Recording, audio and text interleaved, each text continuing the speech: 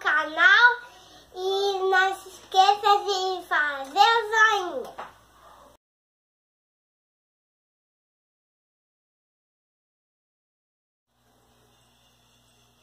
A paz do Senhor Jesus, irmãos, espero que todos estejam bem, estejam se cuidando, zelando e prezando pela sua saúde e pela saúde dos semelhantes também, dos próximos, principalmente os nossos irmãos mais experientes, não fala idosos não, mais experientes.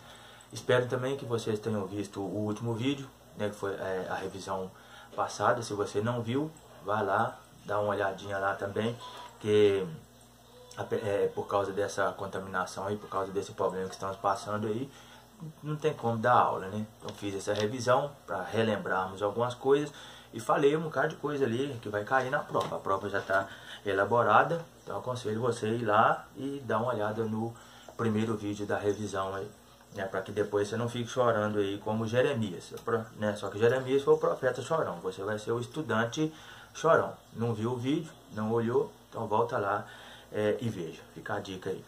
Hoje nós vamos fazer a segunda parte. A segunda parte hoje nós vamos falar do Novo Testamento, né, dos Evangelhos, de Atos, e assim sucessivamente.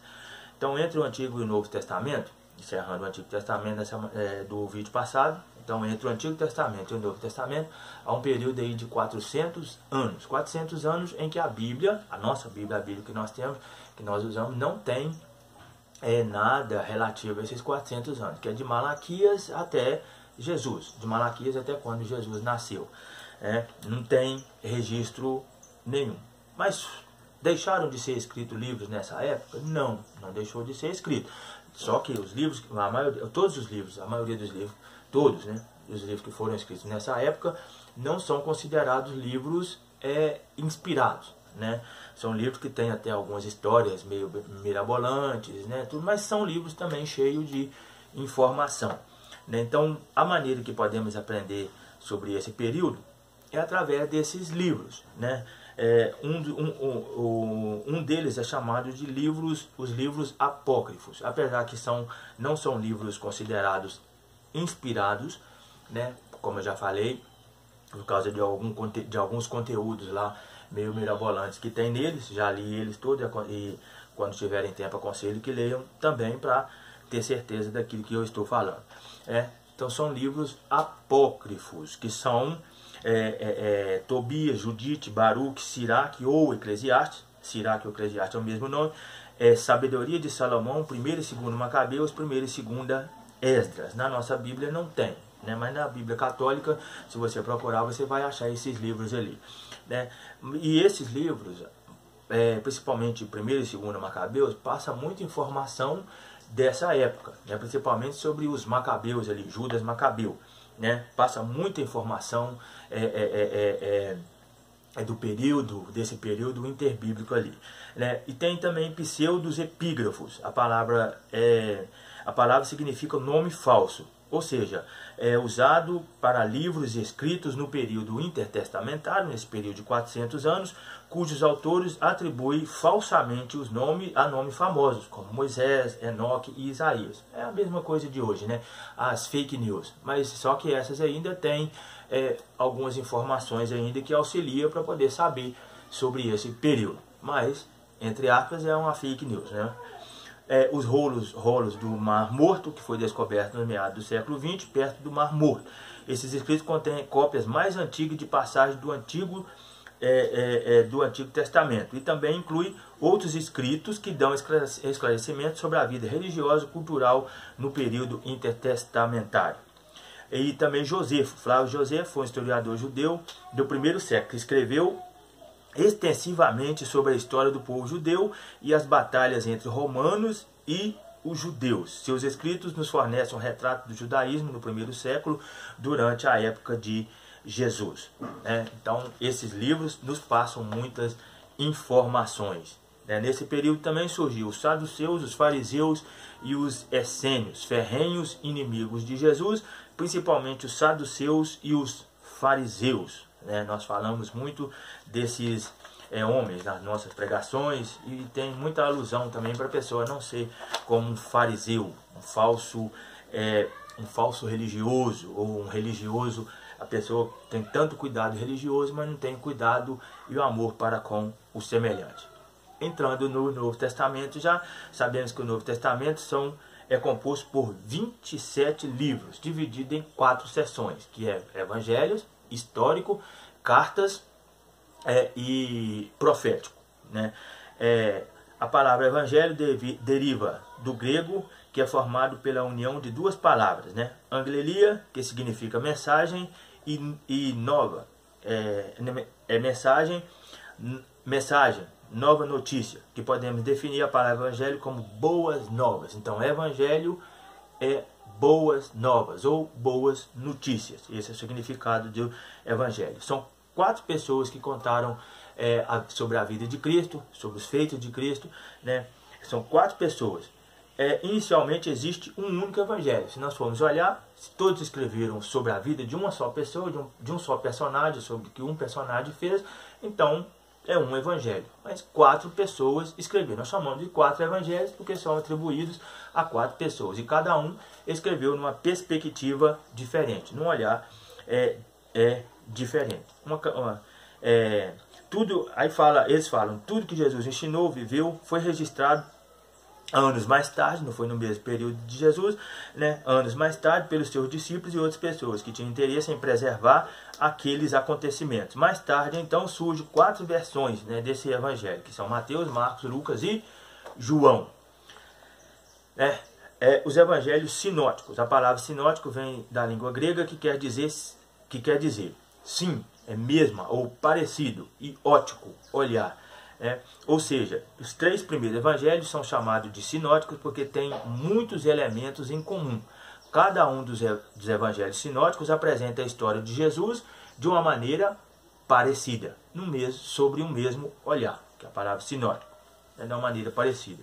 Os 3 têm mais ou menos a mesma estrutura e têm várias histórias repetidas. Eles contam todos a mesma história, mas de perspectiva, ou seja, de olhar um pouco diferente, acrescentando ou deixando de fora algumas partes de acordo com o objetivo do texto, ou com o objetivo porque estava escrevendo esses evangelhos. Muitas vezes a informação de um evangelho sinótico ajuda a entender a história contada do outro. Então a importância de não só ler somente Mateus, de não só ler somente Marcos, ou de não só ler somente Lucas. Mas quando lê sobre uma parábola ou sobre alguma cura, algo que está cá em Mateus, podemos conferir nos outros 2 evangelhos ali que vamos achar ou alguma coisa a mais ali que Mateus deixou e que Lucas acrescentou, ou que Marcos assim acrescentou também. Então isso nos agrega até mais conhecimento, porque juntando as informações. Então esses 3 evangelhos são chamados de evangelhos sinóticos. E o Evangelho de João. Agora, o livro histórico do Novo Testamento, nós sabemos que é Atos dos Apóstolos, Atos, né? O livro de Atos dá uma identidade do povo de Deus hoje, nos mostrando como a missão de Deus se espalha a todos os povos e nações do mundo. Embora os apóstolos Pedro e Paulo desempenhem um papel importante no livro, os personagens principais do livro de Atos são Deus e a igreja. Os personagens principais é Deus e a igreja. O que Deus estava fazendo pelo seu povo, e o crescimento da igreja, como uma igreja estava propagando o evangelho a todas as nações conhecidas.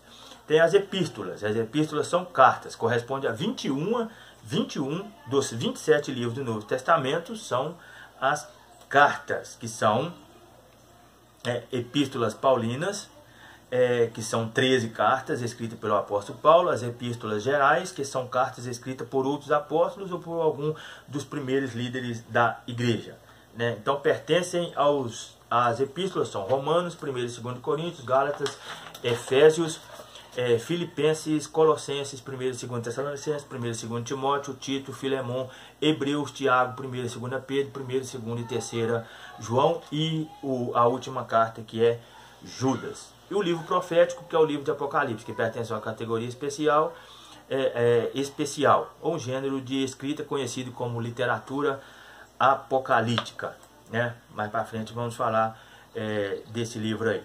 Então o Novo Testamento, né? Mateus, que é um evangelho sinótico, considerado um evangelho sinótico, Mateus apresenta a vida e o ministério de Jesus como cumprimento do tão esperado Messias, filho de Davi e herdeiro do reino. Por isso que Mateus é um que faz mais referência do Antigo Testamento, é um dos evangelistas que faz mais referência do Antigo Testamento. Geralmente ele fala assim, como disse o profeta, como está escrito, né, como foi dito. Mateus usa muito essa figura de linguagem. Marcos fala do sofrimento do Filho do Homem, que na verdade era Filho de Deus, mostrando Jesus como servo, né? Lucas, ele escreveu esse evangelho aos gregos. O principal propósito de Lucas é mostrar que as boas novas de Jesus são para todo o mundo. Primeiro, Lucas dedica ao livro a Teófilo, provavelmente um gentio, que indica que Lucas não via a mensagem do evangelho exclusiva para o povo judeu, mas para todo o mundo. E João, o evangelho de João deixa claro o seu propósito. Estes, porém, foram escritos para que creiais que Jesus Cristo é o Filho de Deus. Então, João vem escrevendo, mostrando a deidade de Cristo. Por isso que quando ele começa a escrever o seu evangelho, ele diz o quê? No princípio era o verbo, e o verbo era Deus, e o verbo estava com Deus. Né? E o verbo se fez carne e habitou entre os homens, mostrando que Jesus já existia, como diz Miqueias 5:2, que as suas saídas são desde a eternidade. Jesus era eterno antes de se tornar carne aqui no mundo. Ele já existia lá nos céus. Então veio para provar e mostrar a deidade, a divindade de Jesus. Atos dos Apóstolos, historicamente, é atribuído a Lucas. O livro continua de onde o Evangelho de Lucas parou, com a ressurreição de Jesus. O propósito de uma proclamação do livro de Atos proclama as boas novas de Jesus, na narrativa dos eventos e nos discursos encontrados em uma apresentação básica das boas novas. O propósito apologético. O judaísmo era religião legal no Império Romano.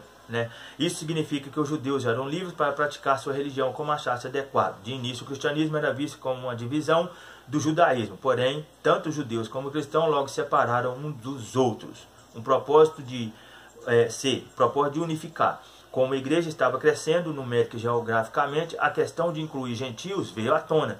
Embora Atos enfatize a missão entre os gentios, a obra entre os judeus era igualmente importante. Ao focar em Pedro, que ministrou principalmente em Jerusalém, e em Paulo, que arriscou a pregar o evangelho no mundo gentil. O livro de Atos mostra a importância de pregar o evangelho, tanto para o judeu quanto para os gentios. Gentios, para quem não sabe, são não judeus. Todas as pessoas que não têm linhagem judaica são chamadas de gentios. E um propósito também de ensinar. O livro de Atos dispõe a ser um livro de instrução para os novos crentes no Império Romano. Aí, depois de Atos, começam as cartas. Claro que essa não foi a primeira carta a ser escrita, mas ela é colocada como primeira por causa do seu conteúdo, que a Epístola aos Romanos é a carta mais teológica e complexa que Paulo escreveu. Então, é a carta mais complexa e teológica que Paulo escreveu. Ela dá um ensino, o ensino dela. Paulo explicou em detalhes muitos tópicos da fé cristã. A Carta aos Romanos não é um manual completo das crenças cristãs. Trata-se de quê? Trata de um livro que revela o interesse dos temas e a necessidade humana de salvação. A necessidade humana de salvação, o relacionamento entre cristãos, judeus e gentios, a morte e a ressurreição de Jesus como caminho para a salvação e a justificação pela fé. É o papel da fé e o papel da fé na vida das pessoas. Então, o Romanos vem mostrando muito isso, falando muito disso. A necessidade de salvação, mostra a queda do homem, necessidade de salvação, mostra, fala da lei, das duas leis, a lei do Antigo Testamento e a lei da graça, vem mostrando a justificação pela fé. É uma carta abençoada, maravilhosa, que todos deveriam ler. Depois vem 1º e 2º Coríntios. Paulo teve muito problema na igreja de Corinto, e escreveu carta repreendendo aquele povo. Infelizmente, os coríntios, por causa da sociedade do meio em que viviam, começou a tornar comum dentro da igreja, até mesmo adultérios, prostituição, e Paulo escreveu também duramente contra aquela igreja, corrigindo, instruindo aquilo ali também. É uma carta também, é claro que não é só isso, mas tem muita instrução em 1º e 2º Coríntios também que serve para nós. Gálatas também é maravilhoso, que vem ratificando e falando da justificação pela fé, né? Então é uma carta que nós devemos ler atentamente e juntar ela e Romanos. Como você lê ela e Romanos, você vê que maravilha que são essas cartas para a nossa vida. E Efésios, né? Paulo escreve aos crentes em Éfeso para encorajar e ajudá-los a compreender e alcançar as riquezas da graça de Deus, né? Então, não somente alcançar as riquezas e a graça de Deus, mas fala também da perseverança, da nossa batalha cotidiana e a perseverança e estar pronto para poder enfrentar as batalhas todos os dias. Como ele fala, revestir de toda a armadura de Deus, né? Isso está lá em Efésios, revestir de toda a armadura de Deus, para que possais suportar no dia mau, e tendo terminado tudo, permanecer ainda firme. Quando a palavra firme ali, no original, ela dá a entender que permanecer pronto para a próxima batalha.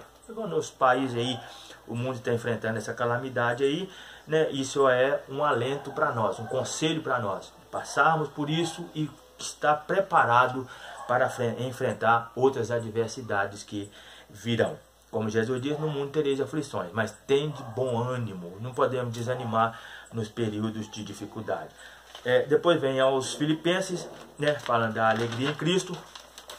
Tá, irmão? Só um resumo, não vou falar de tudo não. Em Colossenses, a supremacia, vem defendendo a supremacia e a suficiência de Cristo. Supremacia mostrando a superioridade de Cristo. Cristo ser supremo, né? A supremacia de Cristo e a suficiência de Cristo. Cristo é suficiente. A igreja e a cidade de Colossos estavam lidando com algumas falsas crenças, que parece que a heresia em Colossos era uma mistura do legalismo judaico e de uma forma antiga do gnosticismo. O legalismo judaico considerava obrigatório que os crentes gentios observassem as práticas judaicas como a circuncisão. Não era necessária a circuncisão, entre outras coisas ali. Cristo para alcançar a salvação. Cristo é suficiente para nos dar salvação. Romanos mostra isso e outras cartas de Paulo também. Paulo enfatiza muito isso.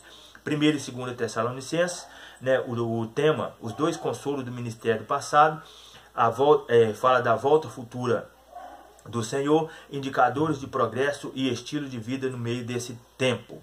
É interessante também essa carta que Paulo fala muito, fala alguns temas ali relativos até mesmo à igreja, a retirada da igreja aqui da terra e o surgimento do anticristo. Depois Paulo escreve ao pastor Timóteo, né, a remoção das falsas doutrinas, a preservação do culto e a liderança adequada. É uma carta que devemos ler, que a igreja deve pegar, ler e colocar isso em prática. Então a preservação do culto, né, a remoção, retirada das falsas doutrinas, preservação do culto e a liderança adequada. As características de um bom líder, de alguém para ser escolhido como líder, as características estão registradas ali. Não é porque não vem ensinando ele, Timóteo, se esse é seu amigo, é seu colega, escolhe. Não está assim lá.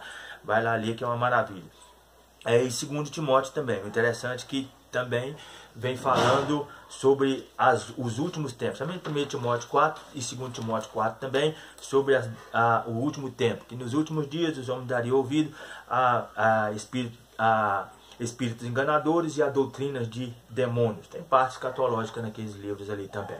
Depois vem Tito, que era colocar a igreja de Creta em ordem. A igreja estava desorganizada, estava desordenada. Paulo escreve para que a igreja seja colocada em ordem. Filemon, né, a carta a Filemon, Paulo está escrevendo para convencer um crente rico, Filemon dá a entender que era rico, a perdoar o escravo fugitivo, Onésimo, e recebê-lo de volta como irmão em Cristo. É uma carta que nos ensina, né, como devemos tratar, como deve ser tratado o nosso irmão. Então o que Paulo estava falando para Filemon? O escravo tinha fugido e provavelmente tinha roubado de Filemon, agora o escravo aceita Jesus. Vem mostrando a nossa nova conduta quando nós aceitamos Jesus. É uma vida nova, né? Você pede perdão dos seus pecados, você se arrepende e passa a viver uma nova vida. Filemon era, né, roubou, fugiu, fez tudo aquilo, agora deveria fazer um conserto com Onésimo, desculpa, tinha roubado de Filemon, agora de fazer um conserto com seu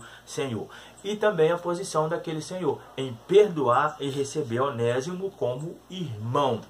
E a posição de Paulo falando ali que, ó, se ele tiver te defraudado em alguma coisa, põe na minha conta. Filemon era devedor de Paulo, porque Paulo pregou para Filemon, Paulo instruiu Filemon, Paulo agora colocou Filemon no caminho da salvação, Paulo pôs Filemon no caminho da graça, no caminho superior. Então, Paulo tinha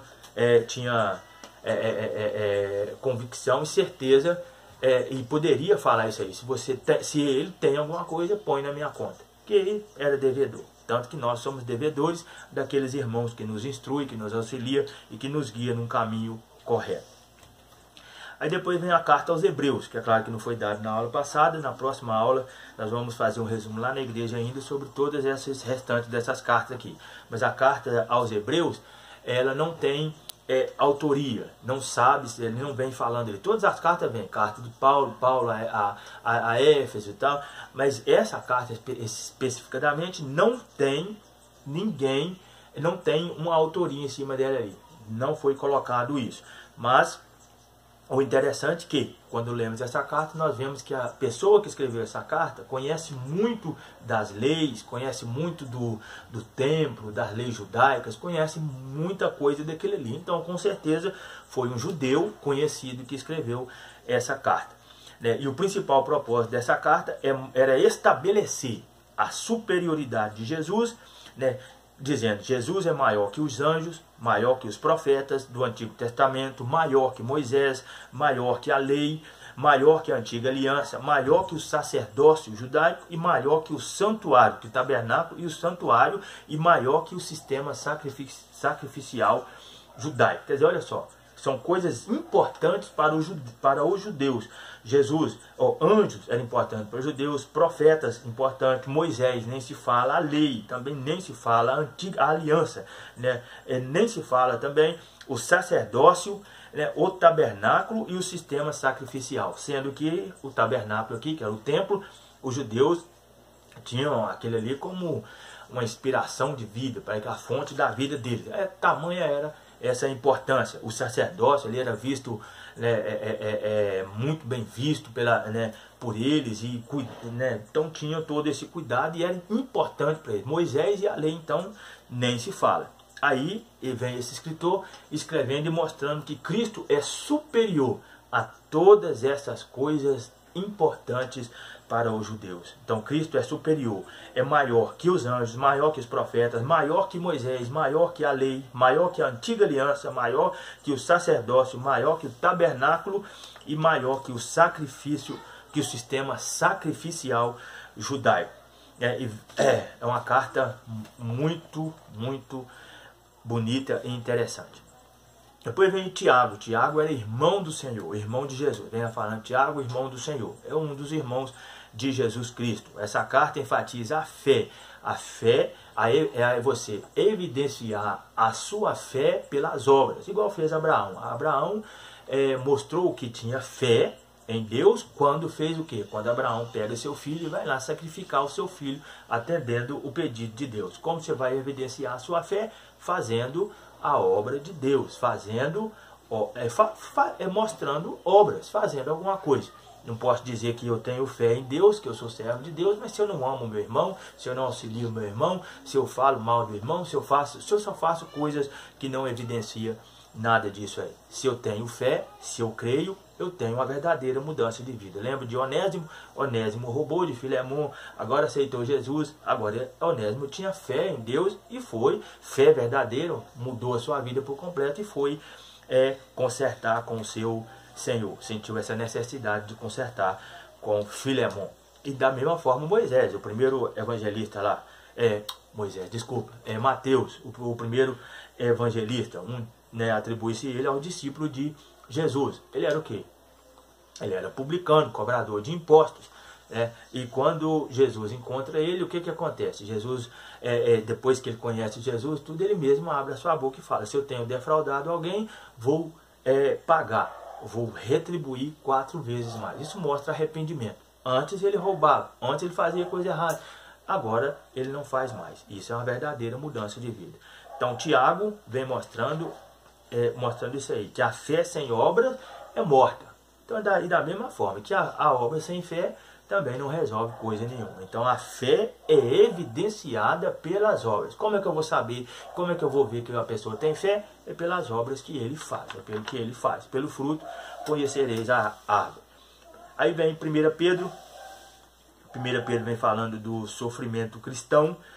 O principal propósito da 1 Pedro de Pedro é a questão do sofrimento. Como a perseguição aos cristãos aumentou na época dos apóstolos, essa carta encoraja a fidelidade e a um comportamento semelhante ao de Cristo em circunstâncias difíceis. Como nos nossos dias que estamos passando essa dificuldade aí, o que nós devemos fazer? Nos unir também com a sociedade, com o povo, com o mundo, para poder lutarmos contra esse vírus que está aí, A participação tem que ser de quem? Eu sou cidadão do céu, sou servo de Deus, não tem nada a ver com isso? Não é dessa forma. Então tem que mostrar também a nossa posição, o nosso empenho em lutar, em combater essas coisas aí. Como diz Eclesiastes, o mal, infelizmente, o mal sucede a todos. E somos cidadãos dessa terra. Então, só que no período de sofrimento, nós devemos nos manter com a nossa fidelidade e ter o nosso bom comportamento. Então, tenha o seu bom comportamento aí, se cuide, zele por você, zele pelo seu pai, pela sua mãe, zele pelos mais velhos, zele pelo seu vizinho, zele por todos. Inclusive, se a sua casa aí está com água, por causa dessa chuva aí, então vamos tomar cuidado, porque não é somente o coronavírus aí, tem também a questão da dengue, de tudo isso. Cuide da sua casa para que nem você, nem os seus vizinhos e nem a comunidade venha sofrer com mais uma calamidade, Aí em 2 Pedro, a segunda epístola de Pedro alerta os crentes sobre os falsos mestres e encoraja a crescer na fé e a esperar a volta de Jesus. 3 pontos aí. A defesa, se defender contra os falsos mestres, os falsos ensinadores, encorajar os cristãos a crescer na fé, que ali fala, crescer na graça, na fé e no conhecimento, e aí esperar a volta de Jesus. 1 João, Jesus é o Filho de Deus, e aqueles que o seguem devem viver de maneira justa. Esse é o tema da carta de João. Jesus é o Filho de Deus. Vem afirmando isso. Jesus é o Filho de Deus. E aqueles que seguem a Jesus devem viver de maneira justa. Então esse é o tema da carta de 1 João. 2 João, a advertência contra os falsos mestres. Então naquela época já tinha falsos mestres, já tinha falsos doutores, falsos pregadores, falsos ensinadores. E essa carta foi escrita para para advertir a igreja contra esses falsos mestres. Por isso que a igreja tem que ter conhecimento, tem que crescer na graça, na fé, no conhecimento do Senhor Jesus Cristo, para que se defenda dessas coisas. E para que viva uma vida justa e aprenda o que Tiago falou. Ter uma fé que é evidenciada pelas obras. A carta encoraja os crentes a buscar o amor, a hospitalidade, a unidade é união, e a reconhecer a verdade que Jesus veio em carne. 3 João, o tema é ser hospitaleiro com os verdadeiros mestres e cristãos. Seja hospitaleiro com os verdadeiros mestres, com os verdadeiros pregadores, com os verdadeiros pastores, com os verdadeiros ensinadores. Seja hospitaleiro com essas pessoas.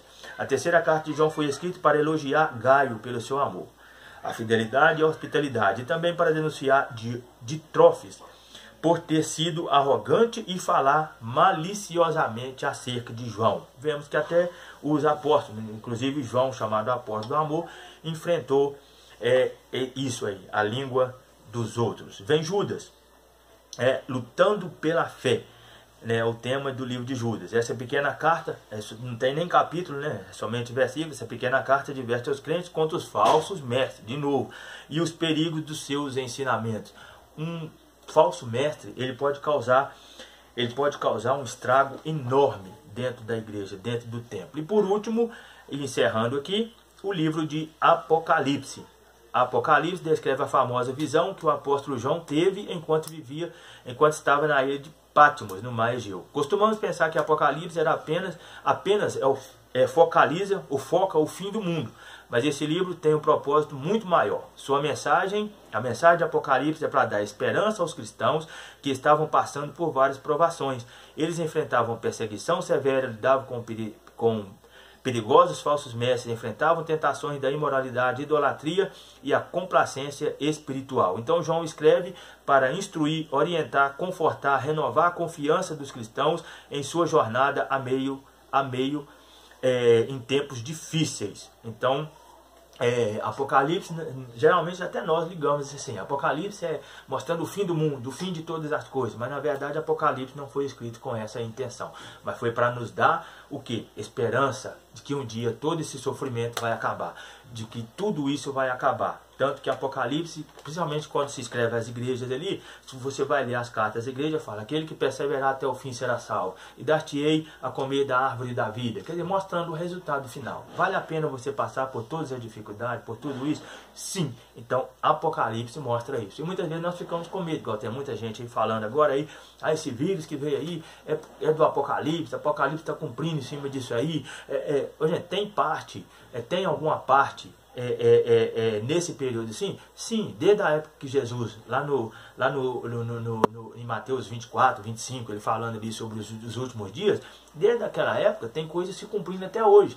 Mas é claro que isso aí não se enquadra no período da grande tribulação, mas são coisas que vêm, infelizmente, que vêm sobre os homens. E muitas coisas Deus permite acontecer para que nós possamos aproximar cada vez mais dele. Tanto que estamos vendo aí que nosso estudo parou, nós paramos com tudo aí, não estamos mais reunidos juntamente com os irmãos na congregação. Já tem gente até mandando no grupo que está sentindo falta de reunir com os irmãos lá. De certa forma, isso que aconteceu vem trazendo em nós, fazendo com que nós vamos resgatando aquele sentimento que muitas vezes muitos irmãos e muitos de nós já perdemos já, né? O culto no lar, o culto doméstico, os irmãos mesmo distantes, né, cada vez mais próximos um do outro. Quer dizer, isso são coisas que vem sofrimento junto, mas vem aprendizado também. Então vamos aprender, tirar das calamidades também crescimento. Vamos crescer na calamidade também, não só na bênção, né, que é muito bom estar com dinheiro no bolso, com o bolso cheio de dinheiro e passeando para lá e para cá, igual muitas pessoas faziam, vai nos shows. Hoje, irmão, não pode ir no show mais, né? Não pode reunir lá e fazer esses grandes eventos mais, estão presos dentro de casa. Quem sabe é para resgatar isso aí mesmo, resgatar o tempo com seu pai, tempo com sua mãe, tempo para ler a Bíblia, tempo para orar, tempo para sentir saudade da igreja e do templo. Que Deus em Cristo vos abençoe. Desculpe aí, esse vídeo ficou bastante grande, mas o conteúdo é muito grande também. Então, que Deus abençoe, estude, aprende, adquire conhecimento e não vamos parar de forma alguma. Vamos ficar em casa cuidando da nossa saúde, cuidando do próximo, mas vamos cuidar da nossa saúde espiritual também. Que Deus em Cristo vos abençoe. Fique com Deus.